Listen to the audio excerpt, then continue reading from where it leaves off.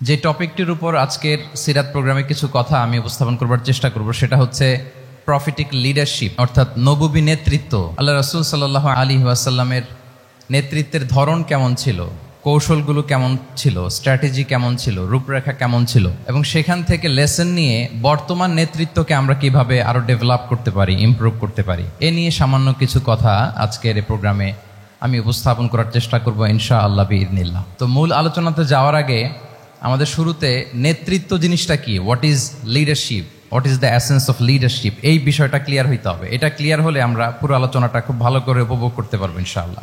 আমি অডিয়েন্সের মধ্য থেকে শুনতে চাই যে নেতৃত্ব বলতে আমরা আসলে কি বুঝি, হোয়াট ইজ লিডারশিপ। লিডারশিপ মানে অন্যকে প্রভাবিত করবার ক্ষমতা, এটাই হচ্ছে মূলত লিডারশিপ। নেতৃত্ব মানে আপনার যদি অন্যকে ইনফ্লুয়েন্স করার ক্ষমতা থাকে, আপনার যদি মানুষকে ম্যানেজ করার ক্ষমতা থাকে, প্রভাবিত করবার ক্ষমতা থাকে, এটাই বেসিকলি লিডারশিপ। যদি আমরা অন্যকে প্রভাবিত করতে পারি তাহলে বাই ডিফল্ট আমি নেতা হয়ে উঠি। এটা হচ্ছে লিডারশিপের মূল সংজ্ঞা বা প্রকৃত কথা। লেটস সে ক্লাস শেষে একজন তার বন্ধুদেরকে বলল চল খেলতে যাই, তো কেউ কেউ রাজি, আবার অনেকে রাজি না। সে কনভিন্স করা শুরু করলো, ফাইনালি সে সবাইকে কনভিন্স করে খেলতে নিয়ে গেল, এই যে লিডার হয়ে গেছে। ক্লিয়ার হয়েছে না ব্যাপারটা? তাহলে বেসিকলি অন্যকে প্রভাবিত করবার যে ক্ষমতা, এটাই হচ্ছে কি লিডারশিপ। যদি আমরা অন্যকে প্রভাবিত করতে পারি, ইনফ্লুয়েন্স করতে পারি। আমাদের সমাজে কিংবা রাষ্ট্রে আমরা যে সমস্যাগুলো দেখি, এগুলো বেসিকলি পোর লিডারশিপের কারণে। Poor leadership, because of poor leadership. যদি যথাযোগ্য নেতৃত্ব আমরা তৈরি করতে পারতাম, যোগ্য নেতৃত্ব যদি আমরা হাজির করতে পারতাম, তাহলে এই সমস্যাগুলো থাকতো না।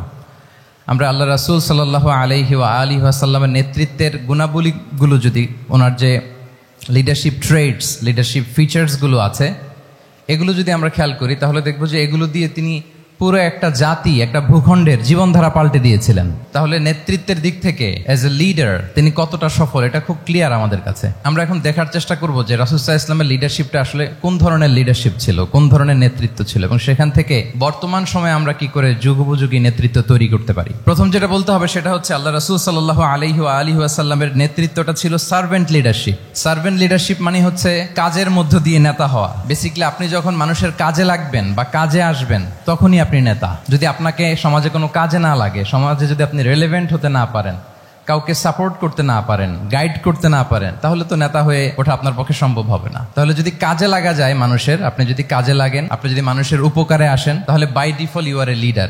If you are society oriented, if you are people oriented, if you are service oriented, by default you are a leader. আমরা যদি আল্লাহ রাসূল সাল্লাল্লাহু আলাইহি ওয়াসাল্লামের জীবনের দিকে একটু খেয়াল করি, তাহলে দেখব যে নবী হওয়ার আগেও কিন্তু আল্লাহ রাসূল সাল্লাল্লাহু আলাইহি ওয়াসাল্লামের এই ক্যারেক্টারিস্টিক্স গুলো ছিল, এই ফিচারগুলো ছিল। উনি মানুষের অনেক কাজে এসেছেন, তিনি মানুষকে সাপোর্ট করতেন, বিপদে তাদের পাশে দাঁড়াতেন, তাই না? তিনি তো অফিসিয়ালি 40 বছর বয়সে নবী হলেন, যদিও আল্লাহর এলেমে তিনি অনেক আগে থেকেই নবী।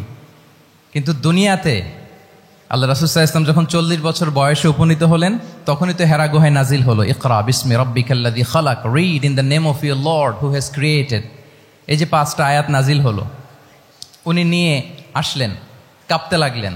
খাদিজা রাদিয়াল্লাহু তাআলা আনহার কাছে বললেন যে মনে হয় আমি মারা যাব, আমাকে কম্বল চাপা দাও, আমার ভয় লাগছে, আমি কাঁপছি। তখন খাদিজা রাদিয়াল্লাহু তাআলা আনহা ওনাকে আশ্বস্ত করলেন, ওয়াল্লাহি লা ইউখজিকাল্লাহু আবাদা, আপনি ভয় পাবেন না, আল্লাহ আপনাকে অপদস্থ করবেন না। ইন্নাকা লা তাসিলুর রাহিমা ওয়া তাসদুকুল হাদিসা, নিশ্চয় আপনি আত্মীয়তার সম্পর্ককে বজায় রাখেন, আপনি সবসময় সত্য কথা বলেন।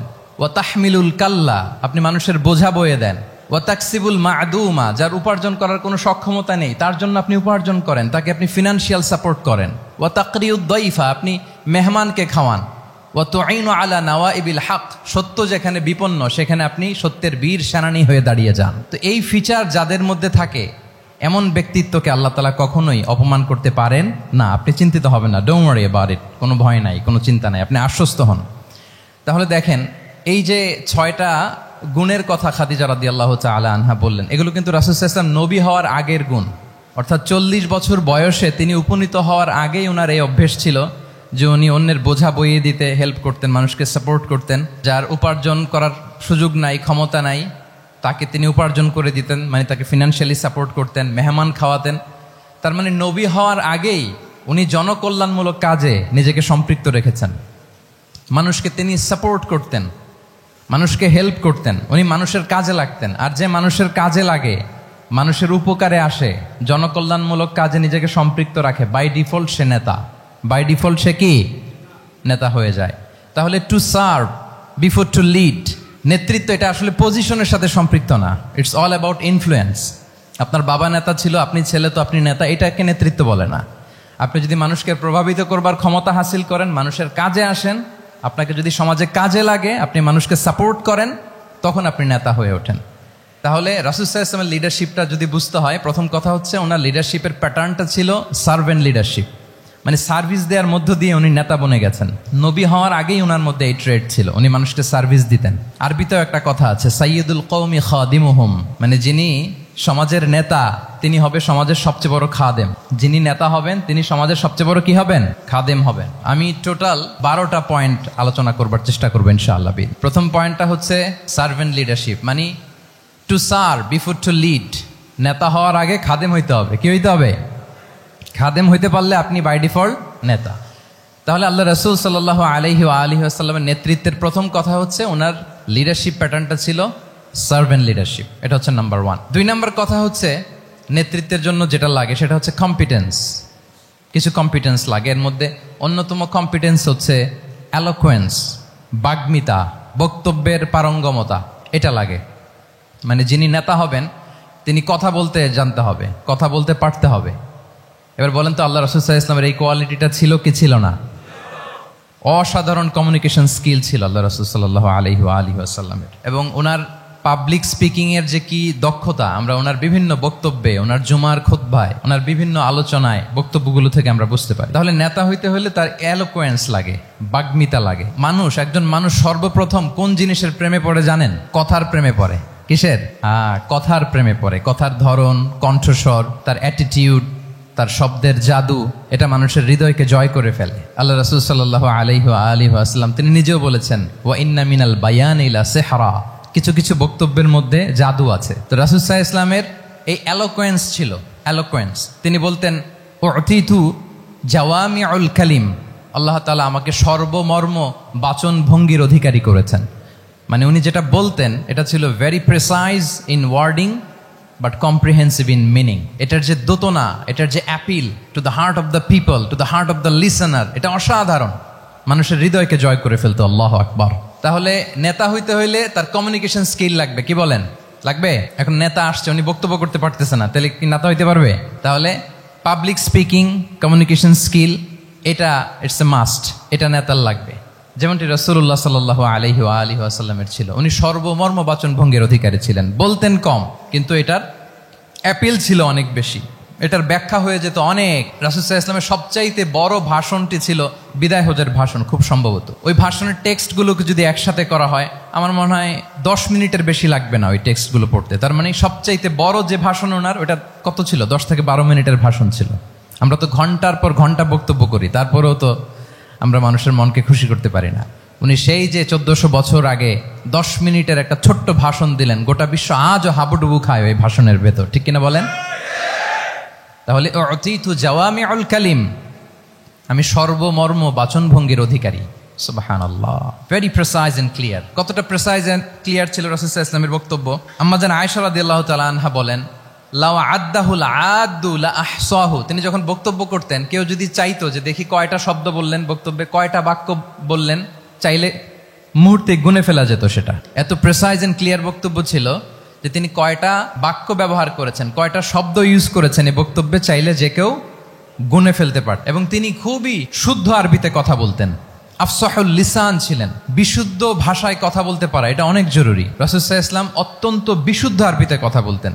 এবং বিশুদ্ধ আরবি জানাটা বা বিশুদ্ধ ভাষাটা এত জরুরি যে আল্লাহ তাআলা তার প্রিয় হাবিবকে এই বিশুদ্ধ ভাষা শেখানোর জন্য মায়ের বুকের দুধ খাওয়া থেকে বঞ্চিত রেখেছিলেন। আমি আবারও বলছি, বিশুদ্ধ ভাষাটা এত জরুরি যে আল্লাহ তাআলা তার প্রিয় হাবিবকে মায়ের বুকের দুধ থেকে বঞ্চিত রেখেছেন শুধু বিশুদ্ধ ভাষার জন্য। তিনি কিন্তু মায়ের বুকের দুধ খেতে পারেন নাই। হালিমাতু সাদিয়ার সাথে সেই বনু সাদ গোত্রে চলে গিয়েছেন, সেখানে ছিলেন। হালিমাতু সাদিয়া ওনাকে দুধ খাইয়েছেন। এরপরে যখন মরুভূমির চমৎকার পরিবেশে একেবারে বিশুদ্ধ আরবি তিনি শিখেছেন, আবার শিশু মুহাম্মদ সাল্লাল্লাহু আলাইহি ওয়াসাল্লামকে তিনি তার মায়ের কাছে ফিরিয়ে দিয়েছেন। তাহলে চিন্তা করে দেখেন যে বিশুদ্ধ ভাষার জন্য মায়ের বুকের দুধকে স্যাক্রিফাইস করা হয়েছে। আল্লাহু আকবার। তাহলে আম্মা জান আয়েশা রাদিয়াল্লাহু তাআলা আনহা বলতেন, লাউ আদ্দাহুল আদ্দু লাহসাহু, চাইলে যে কেউ গুনতে পারতো যে তিনি প্রিয় নবীজি কয়টা বাক্য বললেন, কয়টা শব্দ, এত প্রিসাইজ এন্ড ক্লিয়ার ছিল। অন্য বর্ণনায় এসেছে কানা ইয়াতাকাল্লামু বিকালামিন বাইনাহু ফাসলুন, তিনি এমন ভাবে কথা বলতেন, কথার মাঝখানে মাঝখানে পজ দিতেন। কি দিতেন? পজ দিতেন, মানে একটু থামতেন যাতে করে শ্রোতারা বুঝতে পারে। ইয়াতাকাল্লামু বিকালামিন বাইনাহু ফাসলুন, বলতে বলতে মাঝে মাঝে একটা পজ দিতেন যাতে সবাই বুঝতে পারে। ইয়াহফাযুহু মান জালাসা ইলাই, আশেপাশে যারা বুঝতো, তারা বসতো, তারা সহজে এটা মুখস্থ করে ফেলতে পারে। পজ দিয়ে দিয়ে থেমে থেমে এত চমৎকার করে ওনার প্রেজেন্টেশন ছিল, বক্তব্য মালাগুলো ছিল, ফলে যারা শুনতেছে ইজিলি মুখস্থ করে ফেলতে পারত। এবং গুরুত্বপূর্ণ কথা তিনি এমফাসাইজ করতেন, 3 বার বলতেন। একবার তিনি বলতেছেন আত্তাকওয়া হা হুনা হা হুনা হা হুনা ওয়া ইউশিরু ইলা সাদরিহি সালাসা মাররাত, তাকওয়াকে তিনি এখানে রেফার করেছেন। আমরা তো মনে করি তাকওয়া সব ঢুকে গেছে এইখানে, তাকওয়া ঢুকে গেছে টুপিতে, তাকওয়া ঢুকে গেছে জামাতে, এগুলো তাকওয়ার একটা নমুনা। কিন্তু আল্লাহ রাসূল সাল্লাল্লাহু আলাইহি ওয়াসাল্লাম বলেছেন তাকওয়া এখানে এখানে এখানে, এভাবে 3 বার তিনি ইঙ্গিত করেছেন। গুরুত্বপূর্ণ কথাকে তিনি এভাবে এমফাসাইজ করতেন। মাঝে মাঝে এমন আবেগঘন বক্তব্য উপস্থাপন করতেন, সাহাবারা অশ্রুসিক্ত হতো। ওয়াজিলাত মিনহাল কুলুব যারাফাত মিনহাল উয়ুন, সাহাবারা বলতেন যে আমরা অশ্রুসিক্ত হতাম, আমাদের হৃদয় বিগলিত হতো, এত চমৎকার মর্মস্পর্শী বক্তব্য তিনি করতেন। এটা প্রেক্ষাপটের আলোকে। আবার যুদ্ধের ময়দানে যখন কমান্ড করতেন তখন আলা সাউতু ওয়াশতাদ্দা গদাবু, তিনি রেগে যেতেন, উঁচু কণ্ঠে তিনি কথা বলতেন, মনে হচ্ছে একজন সেনাবাহিনীর কমান্ডার তার ব্যাটালিয়নকে কমান্ড করছেন। আল্লাহু আকবার। তাহলে বক্তব্যের যত দিক হতে পারে, স্লো মোশনে তেজস্বী বক্তব্য, খুব জ্বালাময়ী বক্তব্য, আবার মর্মস্পর্শী বক্তব্য, সব ধরনের বক্তব্য তিনি করতেন। সুবহানাল্লাহ। তাহলে এলোকোয়েন্স, 2 নাম্বার হচ্ছে এলোকোয়েন্স। কম্পিটেন্সের খুব গুরুত্বপূর্ণ একটা অংশ হচ্ছে এলোকোয়েন্স, বাগ্মিতা। এটা একজন নেতার থাকা চাই। কি বলেন? একজন নেতার এরকম বক্তব্য দিতে জানতে হবে না? আল্লাহ রাসূল সাল্লাল্লাহু আলাইহি ওয়া আলিহি ওয়াসাল্লাম তিনি ঠিক এইভাবে বক্তব্য করতেন। মাঝে মাঝে তিনি ইমোশনাল ইন্টেলিজেন্স ইউজ করতেন, মানে আবেগ অনুভূতিকে নাড়িয়ে দিয়ে শ্রোতাকে প্রভাবিত করে ফেলা। স্পিরিচুয়াল ইন্টেলিজেন্স বা ইমোশনাল ইন্টেলিজেন্স তিনি বক্তব্যের মধ্যে ব্যবহার করতেন। এমনভাবে তিনি নাসিহাত করতেন, এমনভাবে কথা বলতেন, মানুষের আবেগ অনুভূতিকে তিনি নাড়িয়ে দিতেন। আল্লাহু আকবার। ছোট্ট একটা উদাহরণ এখানে আমি হাজির করি। আপনারা হুনাইনের যুদ্ধের কথা নিশ্চয়ই শুনেছেন। কত হিজরিতে হয়েছিল? 8ম হিজরি। তার মানে মক্কা বিজয়ের ইমিডিয়েট পরেই, কয়েক সপ্তাহ পরেই তো হুনাইনের যুদ্ধ হয়েছিল। তো এই হুনাইনের যুদ্ধে অনেক ওয়ার বুটিজ মুসলমানদের করতলগত হয়েছিল, মানে অনেক গানিমাত, অনেক সম্পদ ওনারা যুদ্ধ শেষে যুদ্ধলব্ধ সম্পদ হিসেবে পেয়েছিলেন। 24,000 উট, প্রায় 40,000 ভেড়া, এত পরিমাণ গানিমত যখন রাসূল সাল্লাল্লাহু আলাইহি ওয়াসাল্লাম পেলেন, তিনি এগুলো বন্টন করতে শুরু করলেন। কিন্তু রাসূল সাল্লাল্লাহু আলাইহি ওয়াসাল্লাম তিনি বন্টন করতে যে আনসারী সাহাবীদেরকে, অর্থাৎ মদিনার যে সাহাবারা, তাদেরকে কিছুই দিলেন না, বরং তিনি মক্কার সাহাবাদেরকে দিলেন, অন্যান্য গোত্রের লোকদেরকে দিলেন, আশেপাশের সবাইকে দিলেন, কিন্তু দিলেন না কাদেরকে? আনসারী সাহাবীদেরকে। ফলে এত বিশাল ওয়ার বুটিজ, এর মধ্যে থেকে কিছুই আনসারীরা পেল না। ওনাদের মধ্যে ক্ষোভের জন্ম নিল। ক্ষোভ থেকে ওনারা সমালোচনা করতে আরম্ভ করলেন আল্লাহ রাসূল সাল্লাল্লাহু আলাইহি ওয়াসাল্লামের। এবং সমালোচনা করতে করতে এটা এমন পর্যায়ে চলে গেল, এক পর্যায়ে তারা বলতে আরম্ভ করলো যে আমরা ওনার জন্য জান দিলাম, জীবন দিলাম, আজকে উনি এত সম্পদ পেয়ে সব নিজ এলাকার লোকদের মাঝে বন্টন করে দিল, এটা কি ঠিক করলো উনি? আল্লাহর নবীকে ক্ষমা করুক। মানে কেমন যেন রাসূল একটা ভুল করে ফেলছেন, রাসূল সাল্লাল্লাহু আলাইহি ওয়াসাল্লাম ওনাদেরকে দিতে বাধ্য ছিলেন, এটা যেহেতু দেন নাই, আল্লাহ তার রাসূলকে ক্ষমা করুক, এরকম একটা কথা তারা বলে ফেললেন। এটা তো অনেক বড় কথা। আল্লাহ রাসূল সাল্লাল্লাহু আলাইহি ওয়া আলিহি ওয়াসাল্লাম যখন এই কথা শুনলেন, তখন তিনি আনসারী সাহাবীদেরকে জড়ো করে একটা গেট টুগেদার করে এমন ইমোশনালি ওনাদেরকে কাবু করলেন, ইমোশনাল ইন্টেলিজেন্স ইউজ করলেন। এখানে তারা এসেছিল ক্ষোভ নিয়ে, অসন্তোষ নিয়ে, পরে সবাই কান্না করে রাসূল সাল্লাল্লাহু আলাইহি ওয়াসাল্লামের কাছে ক্ষমা চেয়ে সেই মজলিস থেকে উঠতে বাধ্য হয়েছে। তিনি সবাইকে ডেকে বললেন, ইয়া মা'আশারাল আনসার আলাম আতিকুম দুল্লালান ফাহাদাকুমুল্লাহ ওয়া আলাতান ফাআগনাকুমুল্লাহ ওয়া আ'দাআন ফাআল্লাফাল্লাহু বাইনা কুলুবিকুম। চমৎকার এক্সপ্রেশন যে ওহে আনসাররা, আমি কি তোমাদেরকে পথভ্রষ্ট পাইনি, পথহারা পাইনি? আমার ওসিলায় তোমরা হেদায়েতের দেখা পেয়েছো। আমি কি তোমাদেরকে নিঃস্ব পাইনি? আমার ওসিলায় তোমরা সমৃদ্ধ হয়েছে, সম্পদশালী হয়েছে। আমি কি তোমাদেরকে যুদ্ধরত অবস্থায় পাইনি? আউস খাজরাজ তোমরা তো ফাইট করতেছিলে ইচ আদার। আমি যে তোমাদের মধ্যে সম্প্রীতি আর ভালোবাসার মেলবন্ধনে তোমাদেরকে একত্রিত করে দিলাম। আওয়াজাতুম ফি আনফুসিকুম ফি লুআআতিম মিনাদ দুনিয়া, আর দুনিয়ার সামান্য কিছু জিনিসের কারণে তোমরা মনে কষ্ট পাচ্ছ, যেটা দিয়ে আমি কিছু মুসলিমদের হৃদয়কে আকৃষ্ট করছিলাম। তাআল্লাফতু বিহা কওমান লিয়ুসলিমু ওয়া ওয়াকালতুকুম ইলা ইসলামিকুম, আমি কিছু নমুসলিমদেরকে এগুলো দিয়ে তাদের হৃদয়টাকে ইসলামের প্রতি আরো অ্যাট্রাক্টেড করতেছিলাম, আর তোমাদেরকে তোমাদের ইসলামের উপরই আমি ছেড়ে দিয়েছি। আমি জানি আমার আনসাররা তাদের হৃদয়ে যে ইসলাম আছে এটাই তাদের জন্য যথেষ্ট। আমা তারদাউনা আইয়াযহাবান নাসু বিশ-শাতি ওয়াল বাঈর ওয়া তারজিউনা বিরাসূলিল্লাহি ফি রিহালিকুম, won't you be happy that people go back to their country with sheep and camel and you go back to your country with Rasulullah? আল্লাহু আকবার। তোমরা কি এতে খুশি হবে না মানুষ উট আর ভেড়া নিয়ে তাদের এলাকায় ফিরবে আর তোমরা আল্লাহর রাসূলকে নিয়ে তোমাদের এলাকায় ফিরবে? এরকম একটার পর একটা ইমোশনালি রাসূল সাল্লাল্লাহু আলাইহি ওয়াসাল্লাম যখন আনসার সাহাবীদেরকে কাবু করতে লাগলেন, ওনারা এমনভাবে কান্নার রোল জুড়ে দিল, এমনভাবে অনুতপ্ত হলো, কাঁদতে শুরু করলো। পরে এরা বলতে আরম্ভ করলো, আমি তো 2-1টা বাক্য বললাম, লম্বা চূড়া মন মাতানো বক্তব্য, হৃদয় স্পর্শী বক্তব্য। তারা বললো, ইয়া রাসূলুল্লাহ, আমরা শুধু আপনাকে পেয়েই খুশি। রাসূল সাল্লাল্লাহু আলাইহি ওয়াসাল্লাম বলেন, গোটা বিশ্বের মানুষ যদি এই পথ ধরে আর আনসারীরা যদি এই পথ ধরে, আমি এই পথ ছেড়ে দিয়ে আনসারীদের পথে হাঁটবো। আল্লাহ তুমি আনসারদের ক্ষমা করো, তাদের সন্তানদের ক্ষমা করো, তাদের নাতিদেরকে ক্ষমা করো। এভাবে মর্মস্পর্শী বক্তব্য যখন ইমোশনাল ইন্টেলিজেন্স দিয়ে যখন রাসূল সাল্লাল্লাহু আলাইহি ওয়াসাল্লাম বললেন, সব আনসারী সাহাবারা কাঁদতে আরম্ভ করলেন। সবাই ফাবাকাল কওমু হাত্তা আখদালু লুহাহুম, তাদের প্রত্যেকের দাড়ি ভিজে গেল, এমন কান্না জুড়ে দিল। আল্লাহু আকবার। তাহলে এটা ছিল রাসূল সাল্লাল্লাহু আলাইহি ওয়াসাল্লামের বক্তব্যের মাধ্যমে শ্রোতাদের মাঝখানে প্রভাব সৃষ্টি করার ক্ষমতা। চিন্তা করতে পারেন, হৃদয় কেঁপে ওঠে না এই কথা শুনলে? Won't you be happy people go back to their home with sheep and camel and you take the messenger of Allah with you? মানুষ ছাগল ভেড়া নিয়ে ফিরতেছে, তোমরা তো আল্লাহর নবীকে নিয়ে ঘরে ফিরতেছো। আল্লাহু আকবার। তাহলে এই কম্পিটেন্সটা লাগে একজন নেতার, তিনি এরকম মর্মস্পর্শী বক্তব্য দিতে জানতে হবে। 3 নাম্বার হচ্ছে কম্পেশন, মানে সফট হার্টেড, দয়াদ্র হৃদয় হতে হবে। আপনি মানুষের দুঃখ যদি আপনাকে কাঁদায় তবেই আপনি নেতা। আমরা আল্লাহ রাসূল সাল্লাল্লাহু আলাইহি ওয়াসাল্লামের দিকে যদি তাকাই, ওনার তো একটা উপাধিই হচ্ছে রাহমাতাল লিল আলামিন। আল্লাহ রাসূল সাল্লাল্লাহু আলাইহি ওয়াসাল্লামের উপাধি কি? ওমা আরসালনাকা ইল্লা রাহমাতাল লিল আলামিন, we have not sent you but as mercy for all the worlds. নবী হে, আপনাকে সবার জন্য আমি মার্সি করে পাঠিয়েছি, রাহমা করে পাঠিয়েছি।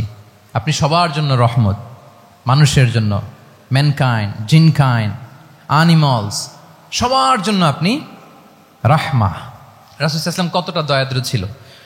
আল্লাহ তাআলা অন্য আয়াতে বলছেন, ফাবিমা রাহমাতিম মিনাল্লাহি লিনতা লাহুম ওয়ালাউ কুনতা ফাযযান গালিযাল কলবি লানফাদ্দু মিন হাওলিক। নবী হে, লিনতা লাহুম, সবার জন্য আপনি সফট হার্টেড হয়েছেন আল্লাহর অনুগ্রহে। যদি আপনি সফট হার্টেড না হয়ে আপনি যদি কঠোর হৃদয়ের অধিকারী হতেন, তাহলে এখন লোকেরা যেমনি আপনাকে ঘিরে রাখে, আপনার চারিপাশে সবাই ঘিরে রাখতো না।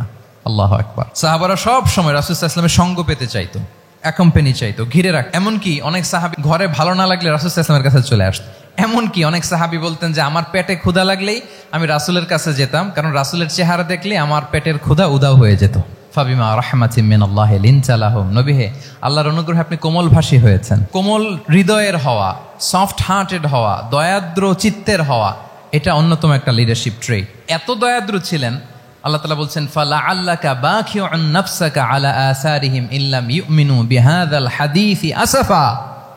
রাসূল সাল্লাল্লাহু আলাইহি ওয়াসাল্লাম বারবার মক্কার কুরাইশদের কাছে যেত, বারবার কাফিরদের কাছে যেত, যেন তারা ঈমান আনে, যেন তারা খারাপ রাস্তা ছেড়ে দিয়ে ভালো রাস্তায় আসে। বারবার চিন্তা করতো যে ইস, কেন তারা লা ইলাহা পড়ে না, কেন তারা সত্যের পথে ফিরে আসে না। হায় রে, একটুর জন্য তো তারা সামান্য আমার কথাটা শুনলেই তো বেঁচে যেত, ইস একটু আমার কথা মানলেই তো জাহান্নাম থেকে বেঁচে যেত।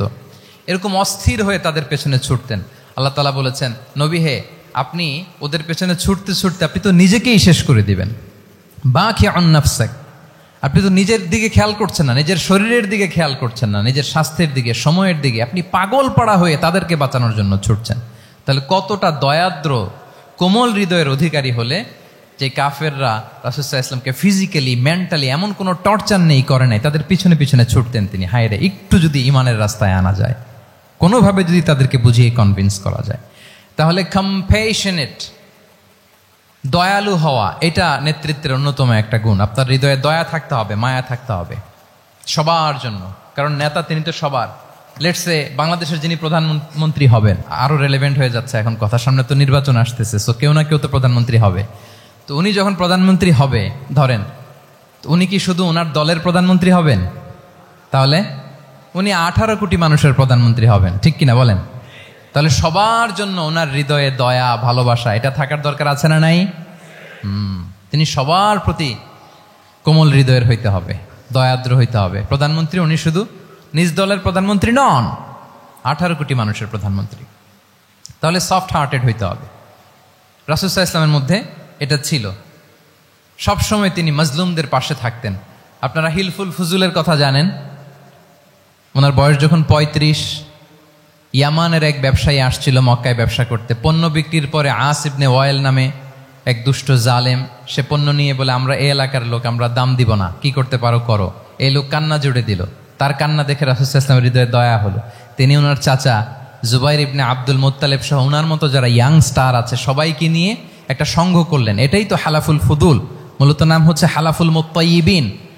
জাহিলি যুগে ওনাদের প্রথা ছিল, কোনো একটা ভালো কাজে কেউ যখন এক হতো, রং ভর্তি বালতির ভেতরে হাত ঢুকিয়ে তারা পাথরের মধ্যে ওই হাতের ছাপ দিত, সবাই ওইখানে ছাপ দিত।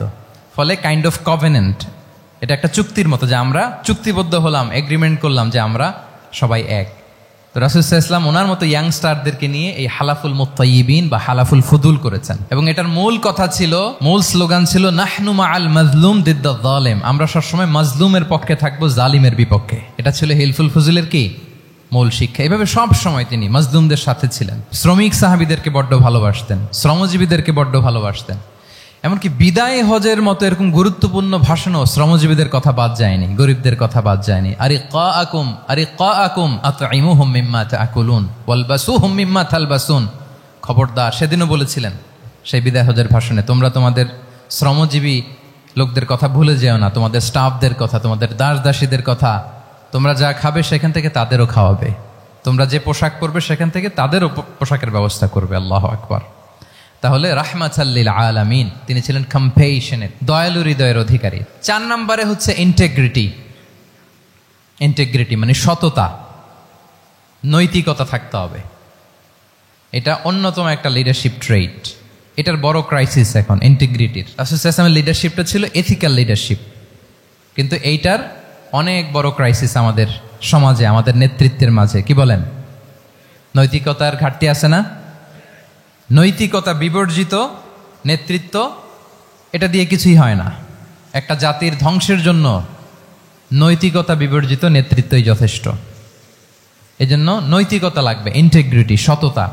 আমরা যদি আল্লাহ রাসূল সাল্লাল্লাহু আলাইহি ওয়াসাল্লামের নেতৃত্বের দিকে তাকাই, ওনার সততা, ওনার সত্যবাদিতা, ওনার আমানতদারিতা নিয়ে যদি আমরা একটু সিরাতের পরতে পরতে খেয়াল করি, এমনকি নবী হওয়ার আগে যদি খেয়াল করি, তাহলে দেখব যে মক্কার লোকেরা আল্লাহ রাসূল সাল্লাল্লাহু আলাইহি ওয়াসাল্লামকে আস-সাদিক, আল আমিন উপাধিতে ভূষিত করেছেন। সুবহানাল্লাহ, মানে সত্যবাদী, ট্রুথফুল এন্ড ট্রাস্টওয়ার্দি। স্বয়ং মক্কার লোকেরা, মক্কার মুশরিকরা রাসূল সাল্লাল্লাহু আলাইহি ওয়াসাল্লামকে উপাধি দিয়েছিলেন আল আমিন। কি উপাধি দিয়েছিলেন? আল আমিন। তার মানে কখনো মিথ্যা বলেননি, কখনো আমানতের খেয়ানত করেননি। যখন আয়াত নাজিল হলো ওয়া আনজির আশিরাতাকাল আকরাবিন, হে নবী আপনি আপনার নিকট আত্মীয়দেরকে সতর্ক করুন জাহান্নামের আযাবের, তিনি সাফা পাহাড়ের চূড়ায় উঠে গেলেন, ডাকতে আরম্ভ করলেন, ও মক্কার লোকেরা, ও আমার আত্মীয়রা, আমি যদি বলি এই পাহাড়ের পেছনে একদল ঘোড় সাওয়ার সশস্ত্র ব্যাটালিয়ন তোমাদেরকে এখনই অ্যাটাক করবে, তোমরা কি বিশ্বাস করবে? আকুনতুম মুসাদ্দিকিয়া, আমার কথা বিশ্বাস করবে? মক্কাবাসী এক বাক্যে কি বলেছিল জানেন? তারা বলেছিল নাম, অবশ্যই বিশ্বাস করব। কেন বিশ্বাস করবে? বলে যে মা জাররাবনা আলাইকা ইল্লা সিদকা, we have never ever experienced a single lie from you in our life. আমরা জীবনে কোনোদিন তোমার মিথ্যা বলতে শুনি নাই। আল্লাহু আকবার। কি নিঃসংকোচ স্বীকৃতি এলাকার লোকদের। এইটা আমাদের সমাজে অনেক বড় ক্রাইসিস, আমানতদারিতা, ট্রাস্টওয়ার্দিনেস। সো এখান থেকে আমাদের শিখতে হবে, অনেক কিছু রিভাইজ করতে হবে আমাদেরকে। এই যে নতুন বাংলাদেশের চমৎকার সময় এসেছে, আর 54 বছরও হয়তো আমরা এই সুযোগ পাবো না। এজন্য আমাদেরকে শিখতে হবে রাসূল সাল্লাল্লাহু আলাইহি ওয়াসাল্লামের যে ইন্টিগ্রিটি, ওনার যে ট্রাস্টওয়ার্দিনেস, এই আমানতদারিতা থেকে আমাদেরকে শিখতে হবে। তাহলে নেতাকে আস্থার জায়গা তৈরি করে নিতে হয়। রাসূল সাল্লাল্লাহু আলাইহি ওয়াসাল্লাম এটা ধীরে ধীরে তৈরি করেছেন। আপনারা জানেন যে উনি নবুয়তের আগে পার্টনারশিপে বিজনেস করতেন খাদিজা রাদিয়াল্লাহু তাআলা আনহার সাথে, মানে খাদিজা রাদিয়াল্লাহু তাআলা আনহার ইনভেস্টমেন্ট আর উনি শ্রম দিতেন। তো উনি সিরিয়াতে গিয়েছেন পণ্য নিয়ে, মালামাল নিয়ে। ওনার ব্যবসা বাণিজ্যের ধরন কেমন এটা দেখবার জন্য খাদিজা রাদিয়াল্লাহু তাআলা আনহা ওনার এক বান্ধবীকে পাঠিয়েছিলেন ওই ক্যারাভ্যানে, ওই কাফেলায়। নাম ছিল মাইসারা। তো মাইসারাকে বলেছে, মাইসারা তুমি দেখবা যে টাকা পয়সা আবার উল্টাপাল্টা করে কিনা, ঠিকঠাক মতো ব্যবসা করে কিনা, আমার huge investment, on behalf of me তুমি এই ক্যারাভ্যানে থাকবে আর দেখবে যে মোহাম্মদ ঠিকঠাক বিজনেসটা করে কিনা। আল্লাহু আকবার। মাইসারা এই সফর শেষে এসে খাদিজা রাদিয়াল্লাহু তাআলা আনহার কাছে এমন পজিটিভ রিভিউ দিয়েছে, এই রিভিউ শুনেই খাদিজা রাদিয়াল্লাহু তাআলা আনহা বিষ্ণু ইসলামকে বিয়ে করার জন্য রাজি হয়ে গেছেন। আলহামদুলিল্লাহ। মাইসারা এসে রিভিউ দিতে লাগলো যে মোহাম্মদ সে সবার চেয়ে আলাদা সাল্লাল্লাহু আলাইহি ওয়াসাল্লাম। তার ওঠা বসা, তার চলন বলন, তার কথন, তার ডিলিংস, তার লেনদেন সব আলাদা, অসাধারণ তিনি। মাইসারার রিভিউ শুনে আল্লাহু আকবার, খাদিজা রাদিয়াল্লাহু তাআলা আনহা তিনি অবাক হয়ে গেলেন এবং তিনি বিয়ের প্রস্তাব পাঠালেন। রাসূল সাল্লাল্লাহু আলাইহি ওয়াসাল্লামের এই আমানতদারিতায় মুগ্ধ হয়ে কি করলেন? বিয়ের প্রস্তাব পাঠালেন। তাহলে কি পরিমাণে ট্রাস্টওয়ার্দিনেস ওনার ছিল। আরো মজার ব্যাপার হচ্ছে, মক্কার কুরাইশরা, মক্কার লোকেরা রাসূল সাল্লাল্লাহু আলাইহি ওয়াসাল্লামের কাছে এসে আমানতের সম্পদ গচ্ছিত রাখতো। আবু জাহেলের কাছে রাখতো না, উতবা, শাইবা, ওয়ালিদ ইবনে মুগিরা কারো কাছে রাখতো না। খেয়াল করে দেখেন, দল করে আবু জাহেলের, দল করে কার? কিন্তু আমানত রাখে কার বাসায়? কি অবাক করা কাণ্ড না? কর্মী হচ্ছে আবু জাহেলের, কিন্তু আমানতের সম্পদ রাখে কার কাছে? মুহাম্মদ সাল্লাল্লাহু আলাইহি ওয়াসাল্লামের বাসায়। রাসূল সাল্লাল্লাহু আলাইহি ওয়াসাল্লাম যেদিন হিজরত করবেন, উনি সাইয়েদনা আলী রাদিয়াল্লাহু তাআলা আনহুকে অ্যাসাইন করে গিয়েছেন যে আলী তুমি থাকো, তুমি কয়েকদিন পরে মদিনায় হিজরতে যাবা, আমার কাছে যত আমানতের সম্পদ আছে এগুলো তুমি আগে বিলি করে তারপরে যাবে। রাসূল সাল্লাল্লাহু আবু বকর রাদিয়াল্লাহু তাআলা আনহুকে নিয়ে চলে গেলেন।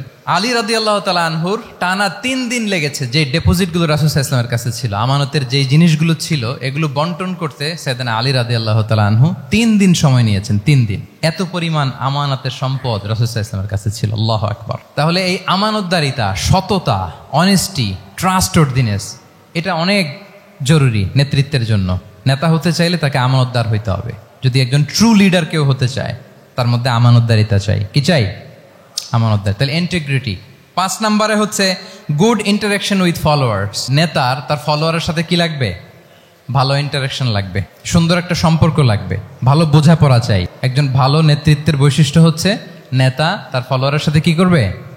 ইন্টারেক্ট করবে। এখানেই বস আর লিডারের মধ্যে পার্থক্য। বস কি করে? অর্ডার করে শুধু। বসের কাজ হচ্ছে এই ডুজ অ্যান্ড ডোন্টস বলে দেয়, এইটা করা যাবে, ওইটা করা যাবে, মানে অর্ডার করে, ডিরেক্ট করে। কিন্তু লিডার কি করে? গাইড করে, মেন্টরিং করে, ইন্সপায়ার করে, মোটিভেট করে। So here is the difference between leader and boss. তাহলে বসই হওয়া যাবে না। নেতা হইতে চাইলে বসই হওয়া যাবে না। You have to interact with your followers. আপনার ফলোয়ারের সাথে ইন্টারাকশন লাগবে, তবেই আপনি নেতা। আমরা দেখি রাসূল সাল্লাল্লাহু আলাইহি ওয়াসাল্লামের কেমন ইন্টারাকশন ছিল। রাসূল সাল্লাল্লাহু আলাইহি ওয়াসাল্লাম যে কোনো বড় ডিসিশনে সাহাবাদের সাথে কনসালটেশন করতেন, পরামর্শ করতেন, তারপরে সিদ্ধান্ত নিতেন। ওয়াশাবিরহুম ফিল আমর, এই আয়াতের ভিত্তিতে তিনি সবার সাথে কি করে নিতেন? সাহাবাদের সাথে পরামর্শ করে নিতেন। আপনারা দ্বিতীয় হিজরির যে বদরের যুদ্ধের কথা জানেন, বদরের প্রান্তরটা মদিনা থেকে প্রায় 130 কিলো দক্ষিণ পশ্চিমে। তো ওখানে গেলেন মদিনা থেকে। তিনি যাওয়ার পরে এক জায়গায় তিনি সেনা ক্যাম্প স্থাপন করলেন। স্থাপন করার পরে হাব্বাব ইবনুল মুনজির রাদিয়াল্লাহু তাআলা আনহু তিনি জিজ্ঞেস করলেন, ইয়া রাসূলুল্লাহ, এই যে আপনি এই জায়গায় বদরের প্রান্তরে সেনা শিবির স্থাপন করলেন, সেনা ক্যাম্প স্থাপন করলেন, এটা কি আল্লাহর দেখিয়ে দেয়া কোনো জায়গা নাকি আপনার ইচ্ছায়? তিনি বললেন, আমানজিলান আনসালাকাল্লাহু লাইসা লানা আন নাতাকদ্দামাহু ওয়ালা নাতাআখারা আনহু। এটা কি একেবারে ফিক্সড আল্লাহর পক্ষ থেকে ওহী যে এখানেই শিবির স্থাপন করতে হবে, নাকি আমহুয়া রায়ু ওয়াল হারবু ওয়াল মাকিদা, নাকি এটা যুদ্ধের কৌশল হিসেবে আপনি নিজ থেকে করেছেন? রাসূল সাল্লাল্লাহু আলাইহি ওয়াসাল্লাম বললেন, না, এটা কোনো ওহী না। আমার কাছে মনে হয়েছে, আমার যে অ্যানালিসিস, আমার মনে হয়েছে বদরের যুদ্ধে এখানেই আমাদের পজিশনিংটা হইলে ভালো হয়। হাব্বাব ইবনে মুনজির রাদিয়াল্লাহু তাআলা আনহু বলেন, না, ইদান লাইসা হাযা বিমানসিল ইয়া রাসূলুল্লাহ, তাহলে এইখানে যদি আপনার নিজ থেকে আপনি এটা ডিসাইড করেন, আমি আপনার অনুমতিক্রমে বলতে চাই ইয়া রাসূলুল্লাহ, এটা সুন্দর জায়গা হয়নি। সুন্দর জায়গা হয়নি? তাহলে কোথায়? হাব্বাব বললেন, ওইখানে, ওই যে বদরের একটা কুয়া আছে, এখানে পানির সোর্স আছে। আমরা যদি ওইখানে একটা ব্লকেট দিয়ে দাঁড়াতে পারি, তাহলে কোরাইশরা এসে আর পানি খেতে পারবে না। ওরা পানি না খেয়েই মরবে, যুদ্ধেও মরবে, পানির অভাবেও মরবে। আল্লাহু আকবার। এক মুহূর্ত দেরি করলেন না রাসূল সাল্লাল্লাহু আলাইহি ওয়াসাল্লাম। এই অপিনিয়ন পাওয়ার সাথে সাথেই বললেন, এই সেনা ক্যাম্প এখান থেকে উঠে হাব্বাব যেখানে বলেছে ওইখানে যে সেনা শিবির স্থাপন করো। 1 সেকেন্ডও দেরি করেন নাই। তাহলে কোনো ইগোইস্টিক ঝামেলা ছিল না। ভেরি অ্যাকোমোডেটিভ ছিলেন রাসূল সাল্লাল্লাহু আলাইহি ওয়াসাল্লাম। আমরা অনেক সময় নতুন কোনো কথা শুনলে, কোনো রিফর্ম শুনলে, শ্রোতাদের মধ্যে থেকে কিছু একটা শুনলে আটকে উঠি, চেঞ্জ করতে চাই না, রিজিড হয়ে থাকে। এই রিজিডিটি রাসূল সাল্লাল্লাহু আলাইহি ওয়াসাল্লামের মধ্যে ছিল না। ভেরি অ্যাকোমোডেটিভ ছিলেন, ইজিলি ওপেন আপ করতে পারতেন। মুহূর্তেই বলেন, ঠিক আছে, আমি যেখানে করেছি আসলে ঠিক হয় না। হাব্বাব যেখানে বলেছে সবাই ওখানে যে সেনা ক্যাম্প স্থাপন করো। আল্লাহু আকবার। উনি চাইলে বলতে পারতেন, এই হাব্বাব, তুমি কি আমার চেয়ে বেশি বুঝো? আমি তো নবী, তুমি আমার উম্মাহ, আমার কাছে ওহী আসে, কোনো ধরনের আর্গুমেন্টে না যে সরাসরি রাসূল সাল্লাল্লাহু আলাইহি ওয়াসাল্লাম এটাকে মেনে নিলেন। আল্লাহু আকবার। তাহলে এই যে ইন্টারাকশন দেখেন, কত চমৎকার ইন্টারাকশন ছিল সাহাবীদের সাথে রাসূলুল্লাহ সাল্লাল্লাহু আলাইহি ওয়াসাল্লাম। তাহলে good interaction with your followers, এটা জরুরি। আমরা যদি খন্দকের ঘটনা দেখি, খন্দকের যে পরীক্ষা খনন করা হয়েছিল, এটা কিন্তু কোনো মদিনার বা মক্কার কোনো আরাবিয়ান সাহাবাদের কাছ থেকে এই পরামর্শ আসেনি। এসেছে কার কাছ থেকে? সালমান আল ফারিসি। বাড়ি কই? সেই ইরান, ইয়ামান না, ইরানে। হি ওয়াজ পার্সিয়ান, উনি ইরান থেকে আসছে। তাহলে ইজিলি তিনি সাহাবিদের কাছ থেকে চমৎকার অপিনিয়ন আসলে সেটাকে পিক করতেন এবং তাদের সাথে চমৎকার ইন্টারাকশন ছিল। সাহাবিদের সাথে, ফলোয়ারদের সাথে ওনার কতটা গভীর ইন্টারাকশন ছিল, ছোট্ট একটা হাদিস বলে, হাদিসটা সহিহ মুসনাদে আহমদ ইবনে হাম্বালে এসছে। আমি এই পয়েন্টটা শেষ করছি। রাসূল সাল্লাল্লাহু আলাইহি ওয়াসাল্লামের যুগে এক সাহাবী ছিল, তার নাম ছিল জাহির ইবনে হারাম আল আশজাঈ। জাহির সাহাবীর নাম কি? সবাই বলুন, কি নাম? জাহির রাদিয়াল্লাহু তাআলা। উনি মদিনায় থাকতেন না, উনি মরুপল্লীতে থাকতেন, মানে বেদুইন ছিলেন আর। মদিনা তো শহর, সিটি, উনি সিটিতে থাকতেন না, উনি থাকতেন মরুপল্লীতে। ওখানে তিনি অর্গানিক ফলমূল শাকসবজি চাষ করতেন। রাসূল সাল্লাল্লাহু আলাইহি ওয়াসাল্লাম ওনার এই অর্গানিক ফলমূল আর শাকসবজি খুব পছন্দ করতেন। ফলে উনি প্রায় সেই মরুপল্লী থেকে রাসূল সাল্লাল্লাহু আলাইহি ওয়াসাল্লামের জন্য অর্গানিক ফ্রেশ ফ্রুট আর শাকসবজি মদিনায় নিয়ে আসতেন এবং এগুলো ফ্রিতে দিতেন রাসূল সাল্লাল্লাহু আলাইহি ওয়াসাল্লামকে অ্যাজ এ গিফট।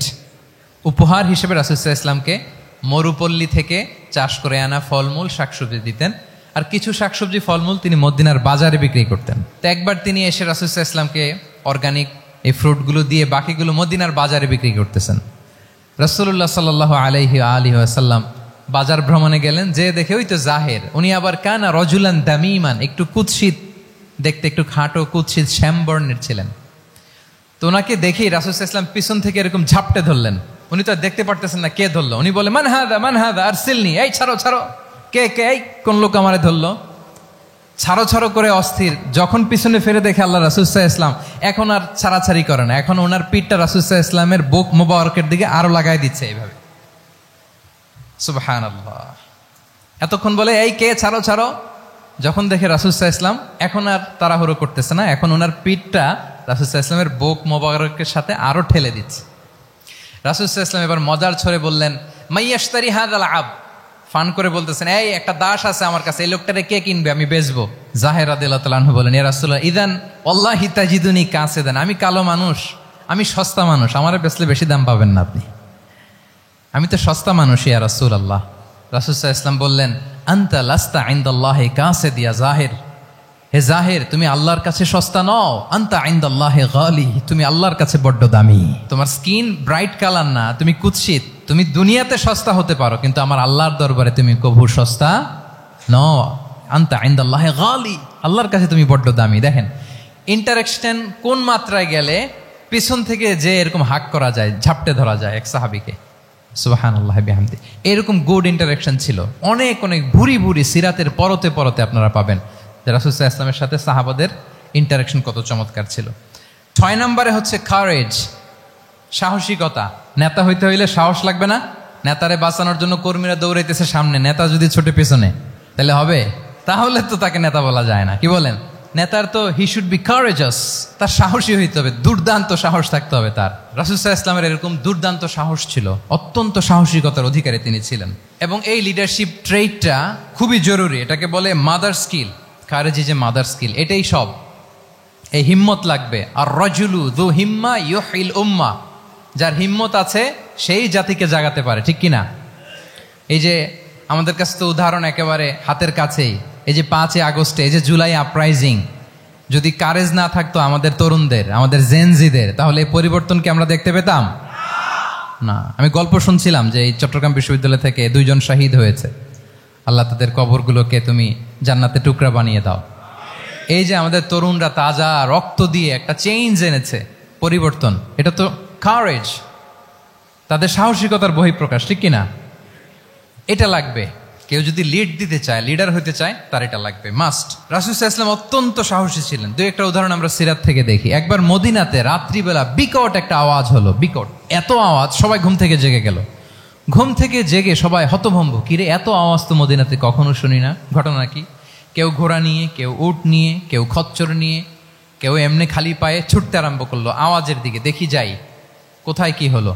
সবাই ছুটতে ছুটতে মাঝপথে যেয়ে দেখে রাসূল সাল্লাল্লাহু আলাইহি ওয়াসাল্লাম আওয়াজ কোথায় হয়েছে, কোত্থেকে হয়েছে দেখে ফিরে আসতেছে আর বলতেছে লান তুরাউ, ডোন্ট ওয়ারি, আরে ভয় নাই, দেখে আসছি আমি। আল্লাহু আকবার। ভয় নাই, আমি দেখে আসছি, এভরিথিং ইজ ফাইন দেয়ার, সব ঠিক আছে, যাও ফিরো মদিনায় ফিরো। সবাই ভয় পেয়ে ঘোড়া টোরা হাঁকিয়ে ছুটতে আরম্ভ করছে। অনেক দূর যাওয়ার পরে দেখে রাসূল সাল্লাল্লাহু আলাইহি ওয়াসাল্লাম আবু তালহা রাদিয়াল্লাহু তাআলা আনহুর একটা খুবই ক্ষিপ্ত ঘোড়া নিয়ে উনি দেখে ভিজিট করে ফিরে আসতেছেন। সুবহানাল্লাহ। তাহলে বিপদ ঘটলে নেতা থাকতে হবে কই, সামনে না পেছনে? আমাদের নেতারা থাকে কই? নাকি পেছনেও খুঁজে পাওয়া যায় না? It's a big crisis.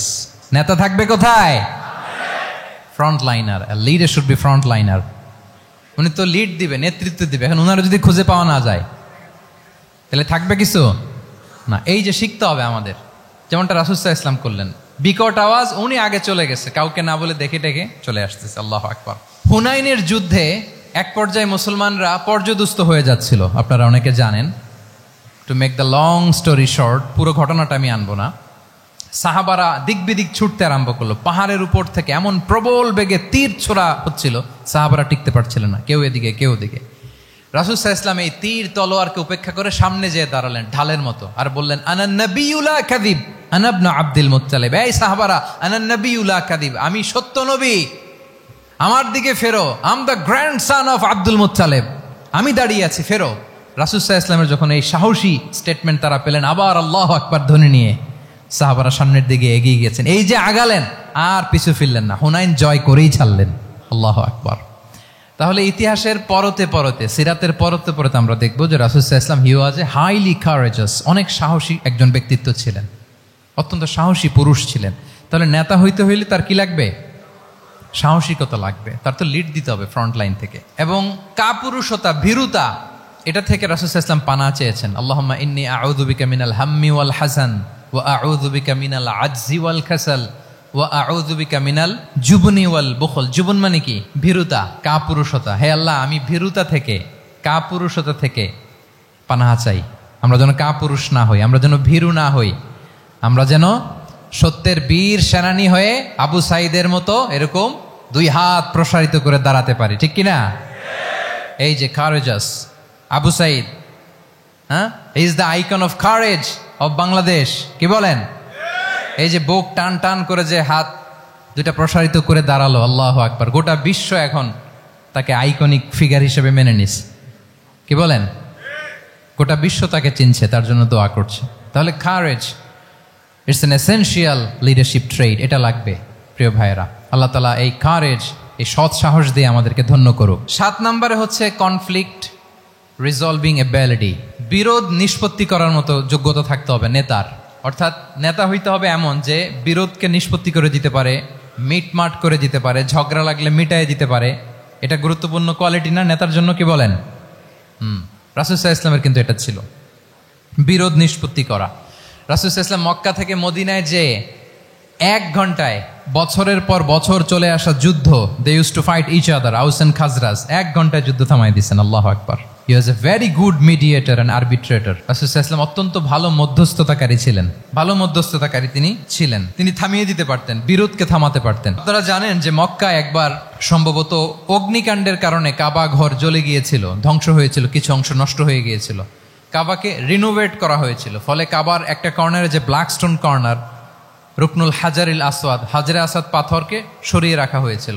এখন কাবা যখন পুনর্নির্মাণ শেষ, ওই হাজরে আসওয়াদ পাথরকে আবার তার জায়গায় রাখা হবে। কিন্তু কে রাখবে? সবাই রাখতে চায়। সব দলের নেতারা বলে আমরা রাখবো, এক দলের নেতা বলে যে আমি রাখবো। এটা অনেক very prestigious and dignified issue, এই প্রেস্টিজ আমরা কাউকে নিতে দিব না। আরেক দলের নেতা বলে না, আমাদের পাওয়ার বেশি, আমরা রাখবো। আরেক দলের নেতা বলে যে না, এটা আমাদেরই। আরেকজন বলে রক্তের গঙ্গা বইয়ে দিব মক্কায়, কিন্তু এই সম্মান হাতছাড়া হতে দেব না। এখন জাতীয় 4 নেতা গেছে 4 দিকে, সমাধান তো নাই। পাথর কয়টা? পাথর তো মাত্র একটা। ইন দ্য মিন টাইম রাসূল সাল্লাল্লাহু আলাইহি ওয়াসাল্লাম আসলেন। রাসূল সাল্লাল্লাহু আলাইহি ওয়াসাল্লামকে দেখেই সবাই হ্যাপি, সবাই বলে যা আমিনুন রদিনা বি, এই তো আলামিন আসছে, ওই ফয়সালা করবে। আল্লাহ রাসূল সাল্লাল্লাহু আলাইহি ওয়াসাল্লাম বললেন কি হয়েছে? এই ঘটনা। জাতীয় 4 নেতা বলে এই পাথর নিয়ে তারা নিজেরা রাখবে, কাউকে দিবেন। রাসূল সাল্লাল্লাহু আলাইহি ওয়াসাল্লাম বললেন ঠিক আছে, একটা চাদর নিয়ে আসো। চাদর নিয়ে আসা হলো। এবার জাতীয় চার নেতা চাদরের চার কর্নার ধরে দাঁড়ালো। রাসূল সাল্লাল্লাহু আলাইহি ওয়াসাল্লাম নিজ হাতে হাজরে আসওয়াদ তুলে চাদরের মাঝখানে রাখলেন। এবার চার নেতাকে বললেন, আসো তোমরা আমার সাথে। তারা আগাতে লাগলো। কাবা ঘরের সামনে যখন আসলো, রাসূল সাল্লাল্লাহু আলাইহি ওয়াসাল্লাম নিজ হাতে, ওনার বরকতময় হাতে আবার হাজরে আসওয়াদ ধরে ঠিক জায়গায় মতো রেখে দিলেন। এতক্ষণ কিন্তু চার নেতা কি বলছে, কাউরে ধরতে দিব না কাউকে, কিন্তু এখন চাদরের কোনা ধরেই happy. This is called conflict resolving ability. একজন নেতার এরকম কনফ্লিক্ট, সমাজে যখন এই ধরনের বিরোধ তৈরি হয়, ঝামেলা তৈরি হয়, মারামারির মতো পরিস্থিতি তৈরি হয়, সংঘাতের মতো একটা সিচুয়েশন হয়, নেতা এটাকে রিজলভ করার ক্যাপাসিটি এবিলিটি তার থাকতে হবে। আল্লাহ রাসূল সাল্লাল্লাহু আলাইহি ওয়াসাল্লামকে আল্লাহ তাআলা এটা দিয়েছিলেন। আল্লাহু আকবার। শুধু বড় বড় জিনিস না, ছোট ছোট জিনিসও করতে হয়। লেটস সে নিজ দলের নেতা কর্মীদের মধ্যে মারামারি, নিজ দেশের ভেতরে মারামারি, দেশের সাথে প্রতিবেশী দেশের বিরোধ, রিজিওনাল সুপার পাওয়ার হলে আশেপাশের অনেকগুলো দেশের মধ্যে বিরোধ, আপনাকে নেতা হয়ে এগুলো মিটমাট করে দিতে হবে। সুপার পাওয়ার যদি হয়ে যান, গোটা বিশ্বের যেখানে ঝামেলা লাগে, দেখেন না বড় বড় মোড়লরা কি করে, ওই কাতারে বসে বসে ওই আফগানিস্তান, তারপর ওই ইসরায়েল, কাতার মিলাই দিচ্ছে, দেখেন না এগুলো নিউজে আপনারা। This is called conflict resolving ability. কনফ্লিক্টকে রিজলভ করতে জানতে হয়। রাসূল সাল্লাল্লাহু আলাইহি ওয়াসাল্লাম এরকম রাষ্ট্রীয় পর্যায়ে, বড় বড় সামাজিক পর্যায়ে, এমনকি ফ্যামিলি অ্যাফেয়ার্সের মধ্যে যত বিরোধ লাগতো, রাসূল সাল্লাল্লাহু আলাইহি ওয়াসাল্লাম মিলাই দিতেন। আল্লাহু আকবার। ফ্যামিলি কাউন্সিলিং, এজন্য প্রত্যেক ইমাম খতিবদের এই কাউন্সিলিং এর উপর ট্রেনিং নেওয়া দরকার। আমাদের পরিবারগুলো ভেঙে যাচ্ছে, পরিবারগুলো কি হচ্ছে, ভেঙে যাচ্ছে। আমি পশ্চিমা দেশে আমাদের অনেক স্কলারদের দেখেছি, যারা ইমাম এবং খতিব, তাদের আলাদা করে উইকলি 7 ঘন্টা 8 ঘন্টা 10 ঘন্টা এরকম রাখতে হয় ফ্যামিলি কাউন্সিলিং এর জন্য। যাদের মধ্যে বিরোধ, হাজব্যান্ড ওয়াইফের ঝামেলা চলতেছে, উনি কাউন্সিলিং করে। এটা খুব জরুরি। আল্লাহ রাসূল সাল্লাল্লাহু আলাইহি ওয়াসাল্লাম এটা করতেন, সাহাবাদের মধ্যে করতেন, ইভেন নিজের স্ত্রীদের মধ্যেও করতেন। সহিহ বুখারীতে এসেছে, ওনার স্ত্রীদের মধ্যে 2টা গ্রুপ ছিল। পজিটিভলি নেন, 2টা গ্রুপ, আবার এটা ওই গ্রুপ মনে করেন না। অর্থাৎ মানবিক কারণে সামান্য যে জেলাসি থাকে এক স্ত্রীর সাথে আরেক স্ত্রীর, এটা তো খুব স্বাভাবিক। ওই ওনাদের মধ্যে একসাথে তো অ্যাট এ টাইমে খুব সম্ভবত 9 জন স্ত্রী বেঁচে ছিলেন। হাফসা রাদিয়াল্লাহু তাআলা আনহাকে কেন্দ্র করে একটা গ্রুপ, আয়েশা রাদিয়াল্লাহু তাআলা আনহাকে কেন্দ্র করে একটা গ্রুপ। তাদের মধ্যে অনেক কথাবার্তা, কিছু মানবিক কারণে যেগুলো হয়, এটা কিন্তু ছিল। রাসূল সাল্লাল্লাহু আলাইহি ওয়াসাল্লাম প্রায় ওনাদেরকে নিয়ে বসে এগুলো রিজলভ করে দিতেন। ওনার নিজের কন্যা ফাতেমা রাদিয়াল্লাহু তাআলা আনহার সাথে আলী রাদিয়াল্লাহু তাআলা আনহার যদি মনোমালিন্যের ঘটনা ঘটতো, এগুলো উনি রিজলভ করে দিতেন।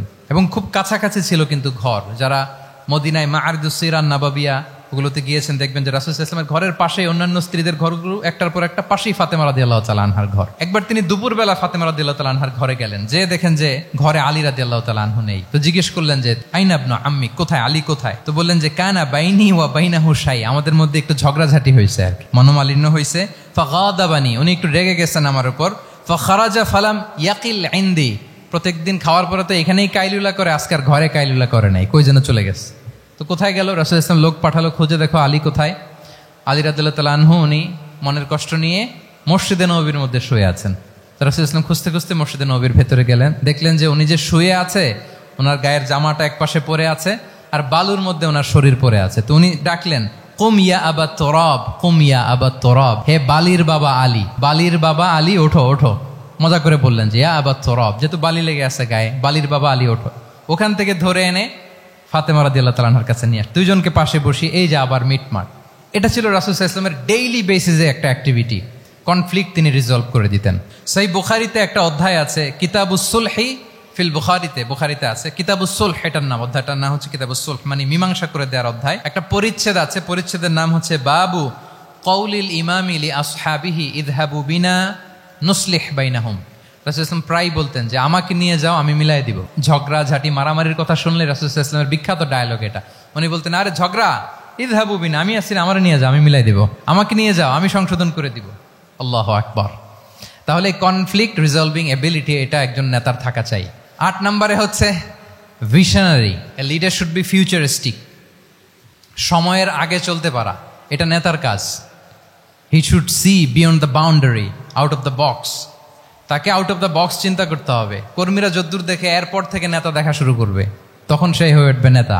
এটাকে বলে ভিশনারি। এই ট্রেটটা একটা লিডারশিপ ট্রেট, খুব গুরুত্বপূর্ণ লিডারশিপ ট্রেট, মানে ফারসাইটেডনেস থাকা, দূরদর্শিতা থাকা, ফিউচারিস্টিক অ্যাটিটিউডের হওয়া, সময়ের আগে চলতে পারা, মানে আগ থেকে আন্দাজ করতে পারা। রাসূল সাল্লাল্লাহু আলাইহি ওয়াসাল্লামের মধ্যে এটা ছিল। কেমন ছিল? ওনার 2-1টা উক্তি আমি কয়েকটা হাদিস শেয়ার করি। তিনি বলতেন, ইন্নাল্লাহা জাওয়ালি আল আরদা ফারাআইতু মাশআরিকাহা ওয়া মাগারিবাহা ওয়া ইন্না মুলকা উম্মতি সায়াবলুগু মুলকুহা মা যুবিয়া লিমিনহা। আল্লাহ তাআলা এই পৃথিবীটাকে ফোল্ড করে ছোট রেপ্লিকা বানিয়ে আমার সামনে তুলে ধরেছেন। ফারাআইতু মাশারিকাহা ওয়া মাগারিবাহা, আমি পৃথিবীর প্রাচ্য পাশ্চাত্য সবটুকুন দেখেছি। আর আমি যদ্দূর দেখেছি ঠিক তদ্দূর জায়গায় আল্লাহ তাআলা লা ইলাহার বাণী পৌঁছে দিবে। পৃথিবীতে এমন কোনো জায়গা আছে যেখানে লা ইলাহার ধ্বনি উচ্চারিত হয় না? এমন কোনো জায়গা নেই। তার মানে ফিউচারিস্টিক, সে 1400 বছর আগের কথা, যে পৃথিবীর আনাচে কানাচে কোথাও বাকি থাকবে না, সব জায়গায় ইসলাম পৌঁছে যাবে। অন্য জায়গায় বললেন লা ইয়াবলাগান্না হাযাল আমরু মা বালাগাল লাইলু ওয়ান নাহার ওয়ালা ইয়াতরুকুল্লাহু বাইতা মাদার ওয়ালা ওয়াবার ইল্লা আদখালাহুল্লাহু হাযাদ দ্বীন। এই ইসলাম যেখানে দিন হয় রাত হয়, পৃথিবীর যেখানে দিন রাত্রি সংঘটিত হয়, সব জায়গায় পৌঁছবে। এমন কোনো কাঁচা ঘর, পাকা ঘর, কোনো জঙ্গল, কোনো পাহাড়, কোনো ভূখণ্ড, এই পৃথিবীতে কোনো এমন কোনো জনপদ থাকবে না যেখানে ইসলামের বাণী পৌঁছবে না। সব জায়গায় পৌঁছে যাবে। আল্লাহু আকবার। তাহলে এটা হচ্ছে ফিউচারিস্টিক অ্যাটিটিউডের ব্যক্তিত্ব হওয়ার কারণে তিনি এমনটি বলেছেন। আগাম বুঝে ফেলতেন। আপনারা হুদাইবিয়ার সন্ধির কথা জানেন না? হুদাইবিয়ার ট্রিটির কথা শুনেছেন না? 1400 সাহাবা গিয়েছিলেন ওমরা করতে, ওরা ওমরা করতে দিবে না, সন্ধি করো। তো কি সন্ধি? বলে যে রসুলুল্লাহ লেখা যাবে না, মোহাম্মদ রসুল্লাহ, নো রসুল্লাহ, রসুল্লাহ কাটো। সাহাবিরা বলে আমরা কাটতে পারবো না। রাসূল ইসলাম বললেন না না, কেটে ফেলো। কাটা হলো। এই বছর ওমরা করতে পারবো না, সাহাবারা বলে আমরা মানি না। রাসূল ইসলাম বললেন এটাও মেনে নাও। আগামী বছর আসবা ওমরা করতে, থাকতে পারবা মাত্র 3 দিন। কয়দিন? সাহাবিরা বলে অসম্ভব, এটা আমাদের ভূখণ্ড, আমরা যতদিন মনে চায় থাকবো। রাসূল ইসলাম বললেন না না, বাদশাহ না, মেনে নাও।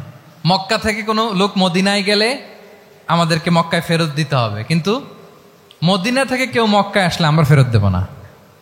দেখছেন ক্লজগুলো? দেখছেন একটার পর একটা সবগুলো কাফিরদের পক্ষে যায়। কোনো সাহাবা রাজি হচ্ছেন না, কিন্তু আল্লাহ রাসূল সাল্লাল্লাহু আলাইহি ওয়াসাল্লাম কি বলেন? মেনে নাও, রাজি। কারণ সাহাবারা তো অতটুক দেখতে পারতেছে না। বলেন 3 তালা উপর থেকে, 3 তালা ভবন থেকে একজন মানুষ যদ্দূর দেখে, 30 তালা ভবনের উপর থেকে কি ওইরকমই দেখে? পানোরামিক ভিউ দেখে, সে অনেক বড় করে দেখে। আর 3 তালার উপর থেকেই সামান্য কিছু দেখে। রাসূল সাল্লাল্লাহু আলাইহি ওয়াসাল্লাম অনেক দূর দেখতে পাচ্ছিলেন। তিনি চিন্তা করলেন কিছু বছর যদি আমাদের মধ্যে দাঙ্গা হাঙ্গামা যুদ্ধ বন্ধ থাকে, আমরা গ্লোবালি ইসলামকে ছড়াই দিতে পারবো। শান্তভাবে মদিনাতে একটা স্ট্রং ইসলামিক কমিউনিটি আমরা তৈরি করতে পারবো। আল্লাহু আকবার। এবং তিনি দেখতে পাচ্ছিলেন ইন্না ফাতাহনা লাকা ফাতহাম মুবিনা, এই হুদাইবিয়ার এই চুক্তি, যেটা আদতে অ্যাপারেন্টলি মনে হচ্ছে সব আমাদের বিপক্ষে যায়, আসলে এইটাই আমাদেরকে ভূমি ধস জয় এনে দিবে। আল্লাহু আকবার। এবং সেটাই হয়েছে। 9 নাম্বার হচ্ছে রেজিলিয়েন্স। এটা একটা চমৎকার লিডারশিপ ট্রেট। রেজিলিয়েন্স মানে সংকট কাটিয়ে ঘুরে দাঁড়াবার সামর্থ্য, মানে যাকে কেউ থামাতে পারে না। আনস্টপেবল, আনস্টপেবল, কোনো কিছু তাকে থামাতে পারে না। লেগে থাকার মানসিকতা, টিকে থাকার মানসিকতা, সহজে হার না মানা, আবার ঘুরে দাঁড়ানো, এটার বলে রেজিলিয়েন্স। এই ক্যাপাসিটি, এই কোয়ালিটি রাসূল সাল্লাল্লাহু আলাইহি ওয়াসাল্লামের মধ্যে ছিল। হি ওয়াজ আনস্টপেবল, হ্যাভিং আনবিলিভেবল সাবর। কোনো কিছু রাসূল সাল্লাল্লাহু আলাইহি ওয়াসাল্লামকে থামাতে পারে নাই। পেরেছে? বলেন পেরেছে কেউ থামাতে? ছোটবেলা থেকে স্ট্রাগল করে একটার পর একটা স্ট্রাগল ফেস করে বড় হয়েছেন। জন্মের আগেই তো ওনার পিতাকে আল্লাহ তাআলা উঠিয়ে নিলেন। তার মানে বাবাকে নিজ চোখে এই দুনিয়াতে আমাদের প্রিয় নবীজি দেখে যান নাই। আল্লাহ রাসূল সাল্লাল্লাহু আলাইহি ওয়াসাল্লাম ওনার বাবাকে, পিতাকে দেখছেন? দেখেন নাই। ওনাদের আমেনা এবং আব্দুল্লাহ, ওনাদের সংসার ছিল মাত্র সপ্তাহখানেক, 1 সপ্তাহ সংসার। এই সপ্তাহখানেকের সংসারেই আল্লাহ তাআলা রাসূল সাল্লাল্লাহু আলাইহি ওয়াসাল্লামকে ওনার মায়ের পেটে পাঠিয়েছেন। আব্দুল্লাহ চলে গেলেন ব্যবসায়, ফিরে আসার পথে ওখানেই মারা গেলেন, ইয়াসরিবে। তার মানে জন্মের আগেই বাবাকে হারালেন, ইয়াতিম হয়ে দুনিয়াতে আসলেন। এরপরে মাকে হারালেন, এরপরে দাদাকে হারালেন, এরপরে চাচাকে হারালেন। Physically, mentally torture, emotionally traumatise করার যত ধরন আছে কাফিররা করেছে। কোনো কিছু রাসূল সাল্লাল্লাহু আলাইহি ওয়াসাল্লামকে থামাতে পেরেছে? ওনার লাইফ থ্রেট ছিল। হিজরতের রাতে তো আল্লাহ তাআলা বললেন আজই যেতে হবে, না হলে হত্যার ষড়যন্ত্র হচ্ছে, ব্ল্যাক ম্যাজিক করা হয়েছে। রাসূল সাল্লাল্লাহু আলাইহি ওয়াসাল্লাম খাসির মাংস, খাসির যে বাজুর মাংস, এটা পছন্দ করতেন। খাইবারে এক ইহুদি নারী এই খাসির মাংসের মধ্যে বিষ মিশিয়ে, পয়জন দিয়ে রাসূল সাল্লাল্লাহু আলাইহি ওয়াসাল্লামকে খাইয়েছিল হত্যার জন্য, একটার পর একটা। বলেন রাসূল সাল্লাল্লাহু আলাইহি ওয়াসাল্লামের মিশন থেকে এক চুল পরিমাণ ওনাকে পেছনে নেওয়া গিয়েছে? He was unstoppable. This is called resilience. একজন নেতার মধ্যে এই রেজিলিয়েন্ট মানসিকতা থাকতে হবে যে আমাকে কেউ থামাইতে পারবে না, আমরা আমাদের মঞ্জিলে মকসুদে যাবই, এই মেন্টালিটির হইতে হবে। এটা হচ্ছে একটা লিডারশিপ ট্রেট, রেজিলিয়েন্ট। 10 নম্বরে হচ্ছে স্ট্র্যাটেজিক লিডারশিপ। নেতার কৌশলী হতে হয়, তার যেই লক্ষ্য, মিশন, ভিশন, এটা সে সুকৌশলে আদায় করে নেবে। শুধু স্ট্র্যাটেজি নিয়ে, রাসূল সাল্লাল্লাহু আলাইহি ওয়াসাল্লামের স্ট্র্যাটেজি নিয়ে সুদীর্ঘ আলোচনা হতে পারে। আমি দুই একটা স্ট্র্যাটেজির কথা বলি, দুই একটা ওয়ার স্ট্র্যাটেজি। যুদ্ধের ময়দানে উনি কি স্ট্র্যাটেজি অবলম্বন করতেন দেখেন। উনি যুদ্ধের ডিস্ট্রাকশনকে, ক্যাজুয়ালিটি মিনিমাইজ করবার জন্য ওনার নির্দেশনা থাকতো, খবরদার কোনো নারীর গায়ে হাত তুলো না যুদ্ধের ময়দানে, শিশুর গায়ে হাত তুলো না, কোনো পাদ্রীর গায়ে হাত তুলো না, উপাসনারত যে সন্ন্যাসীরা আছে তাদের গায়ে হাত তুলো না, ওই এলাকার গবাদি পশুগুলোকে মেরো না, গাছপালা ধ্বংস করো না, যারা তোমাদের বিরুদ্ধে তলোয়ার ধরেনি তাদেরকে অ্যাটাক করো না। আল্লাহু আকবার, হোয়াট এ স্ট্র্যাটেজি! এবং যুদ্ধ চলাকালীন সময়ে সব সৈনিককে উনি এক জায়গায় মোতায়েন করতেন না, 5 ভাগে ভাগ করে নিতেন। ডান পাশে মাইমানা, বাম পাশে মাইসারা, সামনে হচ্ছে মুকাদ্দিমাতুল জাইশ, মাঝখানে কালব, পেছনে খালফ। এইভাবে 5টা ব্যাটালিয়নে ভাগ করে তারপরে তিনি যুদ্ধ পরিচালনা করতেন। What a war strategy! বদরের যুদ্ধে যখন পৌঁছলেন মদিনা থেকে 130 কিলোমিটার দূরে, দূরে আফসা দেখা যায়, মরিচিকার মধ্যে দেখা যায় ওই যে মুশরিকরা ওখানে আসছে, কিন্তু তারা কতজন এটা তো বোঝা যায় না। তো কিছু ছেলে এই মরুভূমিতে থাকে, ওদেরকে পানি সরবরাহ করে। এদেরকে রাসূল সাল্লাল্লাহু আলাইহি ওয়াসাল্লাম জিজ্ঞেস করলেন যে কুরাইশরা যে আসছে তারা সংখ্যায় কত? এটা না জানলে তো উনি ওনার ওয়ার স্ট্র্যাটেজি ঠিক করতে পারবেন না, যুদ্ধের কৌশল। তো এরা বলে নাহনু লা নাদরি, আমরা জানি না কত। এখন এটা কিভাবে তিনি বের করবেন? সংখ্যায় তারা কত এটা তো আমাকে ফাইন্ড আউট করতে হবে। রাসূল সাল্লাল্লাহু আলাইহি ওয়াসাল্লাম বলেন যে ওরা কি খায়? বলে যে প্রতিদিন ওট জবাই করে খায়। তো রাসূল সাল্লাল্লাহু আলাইহি ওয়াসাল্লাম বলেন যে প্রতিদিন কয়টা ওট লাগে? বলে যে ইয়াউমান তিসআন ওই ইয়াউমান আশরান। 2 দিন হয়েছে আসছে, তো প্রথম দিন দেখলাম 9টা জবাই করছে, আজকে দেখছি 10টা জবাই করছে। রাসূল সাল্লাল্লাহু আলাইহি ওয়াসাল্লাম বললেন ইদান আল কওমু মা বাইনা আত-তিসআমিয়া ওয়াল আলফ, তাহলে ওরা 900 থেকে 1000-এর মধ্যে। সুবহানাল্লাহ। এবার বলেন বদরের যুদ্ধে কুরাইশদের সংখ্যা ছিল কত? আল্লাহু আকবার, হোয়াট এ ওয়ার স্ট্র্যাটেজি! নমুনা দেখে বুঝে ফেলছেন কতজন তারা। এইভাবে রাসূল সাল্লাল্লাহু আলাইহি ওয়াসাল্লাম ওনার স্ট্র্যাটেজি নির্ধারণ করতেন। লোকেশন শেয়ার করতেন না। সুবহানাল্লাহ। কোথায় যাবেন বলতেন না, চলো চলো বলে ছুটতেছেন। কোথায় যাবেন উনি জানেন। অ্যাটাক করবেন এই দিকে, ডান দিকে। অ্যাটাক করবেন কোন দিকে? কিন্তু মদিনা থেকে বের হতেন বাম দিক দিয়ে। অ্যাটাক করবেন উত্তরে, মদিনা থেকে বের হতেন কোন দিক দিয়ে? দক্ষিণ দিক দিয়ে। যে রাতে হিজরত করবেন মদিনা উত্তর দিকে, উনি দক্ষিণ দিকে চলে গেছেন গারে সাউরে 3 দিন থেকে আগে, ওরা যাতে বুঝতে না পারে। সুবহানাল্লাহ। এটা ছিল রাসূল সাল্লাল্লাহু আলাইহি ওয়াসাল্লামের ওয়ার স্ট্র্যাটেজি। এবং সবাই যেই পথে মক্কা থেকে মদিনা যায় উনি কিন্তু ওই পথে যাননি। ক্যারাভেনগুলো, কাফেলাগুলো যেই পথে মক্কা থেকে মদিনায় ইউজুয়াল রুট যেটা, যাননি। সাওয়াহেলি পথে, সাগরের পাশ দিয়ে স্পেশাল একজন গাইড ভাড়া করে তিনি গিয়েছেন। আল্লাহু আকবার। This is called strategy. তাহলে স্ট্র্যাটেজিক লিডারশিপ লাগবে। একজন নেতার স্ট্র্যাটেজিক প্ল্যানিং ঠিক করা লাগবে। এটা তাকে সামনের দিকে আগাতে অনেক সহায়তা করবে। 11 নম্বর, প্র্যাকটিক্যাল উইজডম, অর্থাৎ প্রজ্ঞা থাকতে হবে। একজন নেতা যে ডিসিশনগুলো সে মেক করবে এটা প্রজ্ঞায় সুসজ্জিত হইতে হবে। আল্লাহ রাসূল সাল্লাল্লাহু আলাইহি ওয়া আলিহি ওয়াসাল্লামের যতগুলো সিদ্ধান্ত ছিল, কাজ ছিল, কোনোটাই প্রজ্ঞা থেকে খালি ছিল না, সবগুলো ছিল প্রজ্ঞায় সমৃদ্ধ। ভুরি ভুরি উদাহরণ হাজির করা যেতে পারে। আমি 2টা উদাহরণ দিই। মাক্কি জীবনের একটা উদাহরণ দিই। রাসূল সাল্লাল্লাহু আলাইহি ওয়াসাল্লাম মক্কাতে নবুয়তের 5ম বছরে যখন নও-মুসলিম সাহাবাদের উপর অত্যাচারের মাত্রা মারাত্মক বেড়ে গেল, রাসূল সাল্লাল্লাহু আলাইহি ওয়াসাল্লাম সাহাবাদেরকে হিজরতে পাঠালেন। বলেন তো কোথায় পাঠিয়েছিলেন? সবাই বলুন। আবিসিনিয়াতে, বর্তমান ইথিওপিয়া, এরিত্রিয়া, ওই এরিয়াতে আবিসিনিয়াতে তিনি পাঠালেন। বললেন যে দেয়ার ওয়াজ এ জাস্ট কিং আসহামা নেগাস। বললেন যে ওখানে আবিসিনিয়াতে যাও, ওখানে আসহামা নামে নাজ্জাশী একজন বাদশাহ আছে, খুব ভালো। তাদেরকে পাঠালেন নবুয়তের 5ম বছরে। যেতে লাগলো, এক এক সময় এক এক সাহাবী যায়, যে ওখানে বড় একটা বেস তৈরি হলো, মুসলিম কমিউনিটি তৈরি হলো। এরপর 13 বছর পরে মাক্কি জিন্দেগির 13 বছর শেষ করে নবুয়তের রাসূল ইসলাম কোথায় চলে গেলেন? মদিনায়। মদিনায় যে রাসূল ইসলাম একটা ইসলামী স্টেট তিনি প্রতিষ্ঠা করলেন। 1ম হিজরি যায়, 2য় হিজরি যায়, একটার পর একটা যুদ্ধ যায়, মুসলিম কমিউনিটি বাড়ে, কমপ্লিট ইসলামিক স্টেট হয়ে যায়। কিন্তু ওই আবিসিনিয়া থেকে ওই গ্রুপ আর ফিরে না। নবুয়তের 5ম বছরে যে গ্রুপকে রাসূল সাল্লাল্লাহু আলাইহি ওয়াসাল্লাম জাফর ইবনে আবু তালেবের নেতৃত্বে আবিসিনিয়ায় পাঠিয়েছিলেন, তারা মদিনায় কোন হিজরিতে আসছে জানেন? এইটা যদি কেউ উত্তর দিতে পারে তাহলে বুঝবো he is very genius in সিরাত। 9ম, 7ম। মাশাআল্লাহ। কয়জন বলছে? এটা জানতেন কে কে? হাত তোলেন। মাশাআল্লাহ, অনেক জিনিয়াস আছে তো এখানে। হ্যাঁ, লটস অফ জিনিয়াস। মাশাআল্লাহ, মাশাআল্লাহ, তাবারাকাল্লাহ। জি, 7ম হিজরিতে এসেছিলেন জাফর ইবনে আবি তালেবের নেতৃত্বে। এখানে হিকমা রাসূল ইসলামের উইজডমের ব্যাপারটা হচ্ছে, রাসূল ইসলাম আছেন মদিনাতে, একের পর এক কোরআনের আয়াত নাজিল হচ্ছে, আহকামগুলো সাহাবারা প্র্যাকটিস করতেছে, মসজিদে নববী হলো, ইসলামিক স্টেট হলো, বদরের যুদ্ধ হলো, ওহুদ হলো, খন্দক হয়ে গেল, সব হয়ে যায়, কিন্তু ওনারা ফিরেন না কেন? ওনারা ফিরলেন সেই 7ম হিজরিতে খায়বার বিজয়ের পরে।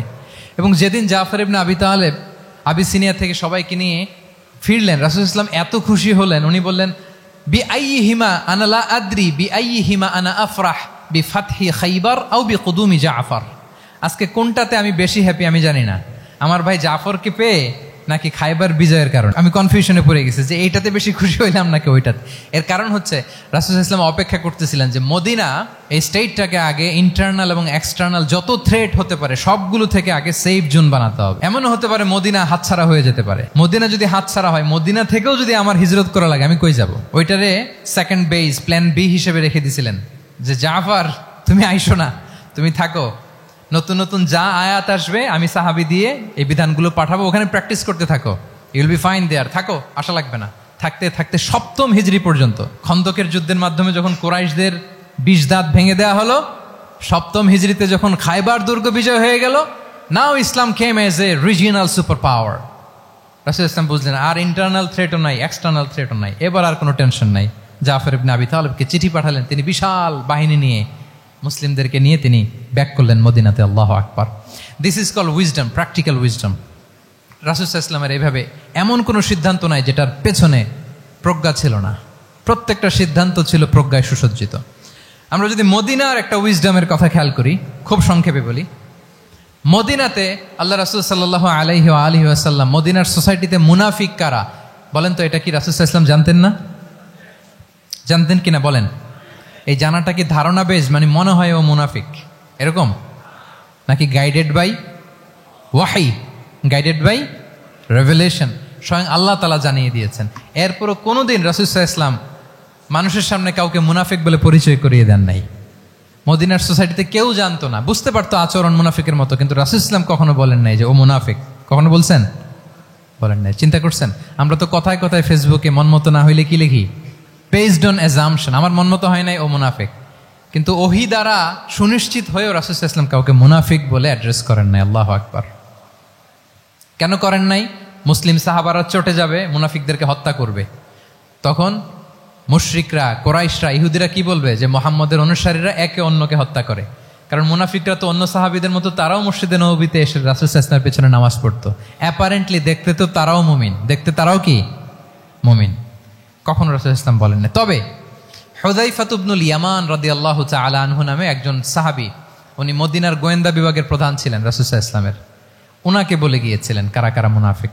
নামের লিস্টটা অ্যাজ এ রেফারেন্স শুধু ওনাকে বলেছিলেন, আর কাউকে বলেন নাই। এজন্য ওমরে ফারুক রাদিয়াল্লাহু তাআলা আনহু যখন মদিনার খলিফা, তখন তিনি কেউ মারা গেলে ওনাকে যখন জানাজার ইমামতির জন্য বলা হতো, উনি দেখতেন যে ওই জানাজায় হুযায়ফা গিয়েছে কিনা। যদি হুযায়ফা ইবনুল ইয়ামান ওখানে যেতেন, উনি ওই নামাজের ইমামতি করতেন। আর যদি দেখতেন ওইখানে হুযায়ফা নাই, ওইখানে ওমরও নাই রাদিয়াল্লাহু তাআলা আনহু, আল্লাহু আকবার, তিনি কৌশলে পাশ কাটিয়ে বলতেন অন্য কেউ এই নামাজের ইমামতি করে দাও, আমি যাব না। আল্লাহু আকবার। তাহলে রাসূল সাল্লাল্লাহু আলাইহি ওয়াসাল্লামের উইজডম দেখেন, তিনি কমিউনিটির মধ্যে ইউনিটি ধরে রাখার জন্য কখনো মুনাফিকদের নাম বাই নেম তাদেরকে চিনতেন, কখনো ডিসক্লোজ করেন নাই। আল্লাহু আকবার। This is called wisdom. 12 number হচ্ছে, লাস্ট পয়েন্ট হচ্ছে succession management. A good leader produces a good leader, a true leader produces a true leader. একজন ভালো নেতা সে ভালো নেতা তৈরি করে, কি বলেন? একজন যোগ্য নেতা আরো যোগ্য উত্তরসূরি তৈরি করে, ঠিক কিনা বলেন? আমি শুধু নেতা, নেতৃত্বের সব গুণ আমার মধ্যে খালি হাবুডুবু খায়, আমি কাউরে নেতা বানাতে পারলাম না, তো আমি চলে যাওয়ার পরে আমার দল চালাবে কে? আমার দেশ চালাবে কে? এই উম্মাহকে নেতৃত্ব দিবে কে? রাসূল সাল্লাল্লাহু আলাইহি ওয়াসাল্লাম নিজে যেমনি অনুসরণীয় নেতা ছিলেন, অনুকরণীয় নেতৃত্ব দিয়েছেন, তিনি এরকম নেতৃত্ব তৈরিও করে গিয়েছেন, ঠিক কিনা বলেন? আল খোলাফা আর রশিদিন আল মাহদিন, তাদের কথা যদি খেয়াল করেন, আবু বকর রাদিয়াল্লাহু তাআলা আনহুর ব্যাপারে তো ওনার প্রচ্ছন্ন কিছু ইঙ্গিতও ছিল। ওনার অবর্তমানে নামাজ পড়িয়েছে কে মসজিদে নববীতে? আবু বকর রাদিয়াল্লাহু তাআলা আনহু। ওনার হজ পালনের আগে হজের জন্য পাঠিয়েছিলেন কাকে? নবম হিজরিতে আবু বকর রাদিয়াল্লাহু তাআলা। এগুলো ছিল প্রচ্ছন্ন ইঙ্গিত। এবং সাকিফায়ে বনু সাঈদাতে ওমরে ফারুক বললেন যে আপনাকেই আমরা নেতা মানি, সবাই এক বাক্যে মেনে নিল। আজও ওই জায়গাটা মসজিদে নববীর এক পাশে সাকিফায়ে বনু সাঈদার বড় সাইনবোর্ড আছে, ওখানে বিকেলবেলা আনসারি সাহাবারা বসে গল্প করতেন। ওই জায়গাতে আবু বকর রাদিয়াল্লাহু তাআলা আনহুর খলিফা নির্বাচনের ব্যাপারটা ঘটেছিল। উনি ওসিয়ত করে গিয়েছিলেন ওমরে ফারুক রাদিয়াল্লাহু তাআলা আনহু খলিফা হবেন। ওমরে ফারুককে যখন অ্যাসাসিনেশন করা হলো, উনি একটা প্যানেল করে দিয়ে গেলেন। সেখান থেকে ওসমান রাদিয়াল্লাহু তাআলা আনহু হলেন। ওসমান রাদিয়াল্লাহু তাআলা আনহুর হত্যা পরবর্তী উদ্ভূত পরিস্থিতিতে আলী রাদিয়াল্লাহু তাআলা আনহু হলেন। একজনের চেয়ে আরেকজন শ্রেষ্ঠ, একজনের চাইতে আরেকজনের মানাকে অসাধারণ অসাধারণ। এই যে নেতৃত্ব রাসূল সাল্লাল্লাহু আলাইহি ওয়াসাল্লাম এটা জীবদ্দশায় তৈরি করেছেন। যার যেখানে ক্যাপাসিটি দেখেছেন তাকে ওই দিকে উদ্বুদ্ধ করেছেন। যার মধ্যে যুদ্ধের ব্যাপারে জ্ঞান দেখেছেন তাকে যুদ্ধের সেনাপতি বানিয়েছেন। Khalid bin Walid, chief of the Muslim military, মুসলিম বাহিনীর সেনাপ্রধান ছিলেন কে? খালিদ বিন ওয়ালিদ। ওনার দিয়ে কখনো কবিতা লিখতে পাঠাইছেন রাসূল সাল্লাল্লাহু আলাইহি ওয়াসাল্লাম, কিন্তু হাসান বিন সাবিতকে দিয়ে কি করছেন? শুধু কি কবিতা লেখানো, ওনার মিম্বরের পাশে মসজিদে নববীতে আরেকটা মিম্বর বানাই দিয়েছেন, স্টেজ, যে তুমি এখানে দাঁড়িয়ে এমন জ্বালাময়ী কবিতা লিখবে যেন গুজবাম হয় মুসলমানদের, জেহাদের ময়দানের জন্য ঝাঁপিয়ে পড়ে। তাহলে খালিদ বিন ওয়ালিদকে দিয়ে এক কাজ করিয়েছেন, হাসান বিন সাবিতকে দিয়ে আরেক কাজ করিয়েছেন। মুআয ইবনে জাবাল রাদিয়াল্লাহু তাআলা আনহু প্রশাসনিক কার্যক্রম ভালো বুঝতেন। মদিনা রাষ্ট্রের সবচাইতে বড় সিনিয়র আমলা ছিলেন মুআয ইবনে জাবাল, ইয়ামানের গভর্নর করে পাঠিয়েছেন। ওনার এটাতে যোগ্যতা ছিল। যার যেখানে তিনি প্রতিভা দেখেছেন ইসলামের কল্যাণে রাসূল সাল্লাল্লাহু আলাইহি ওয়াসাল্লাম ওই প্রতিভাগুলোকে কাজে লাগিয়েছেন। এইভাবে ওনার সাকসেশন ম্যানেজমেন্টকে উনি গড়ে তুলেছেন।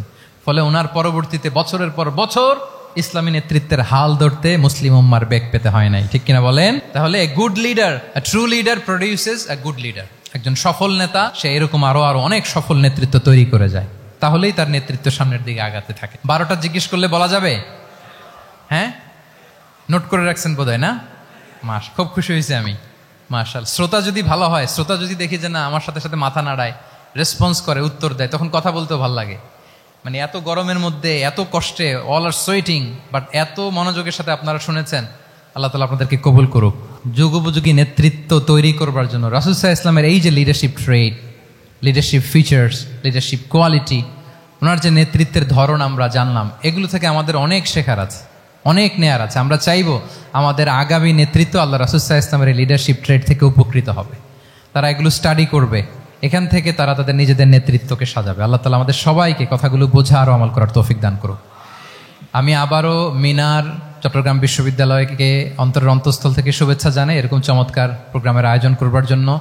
ইউনিভার্সিটি অথরিটিকে আমি শুভেচ্ছা জানাই এবং আমার মাথার তাজ সম্মানিত শিক্ষক মণ্ডলীকে শুভেচ্ছা জানাই এবং প্রিয় শিক্ষার্থী বন্ধুদেরকে আবারও প্রাণঢাল অভিনন্দন জানিয়ে রাসূল সাল্লাল্লাহু আলাইহি ওয়াসাল্লামের নেতৃত্বের উপর প্রফিটিক লিডারশিপ টপিকে এই আলোচনা আমি এখানেই শেষ করছি।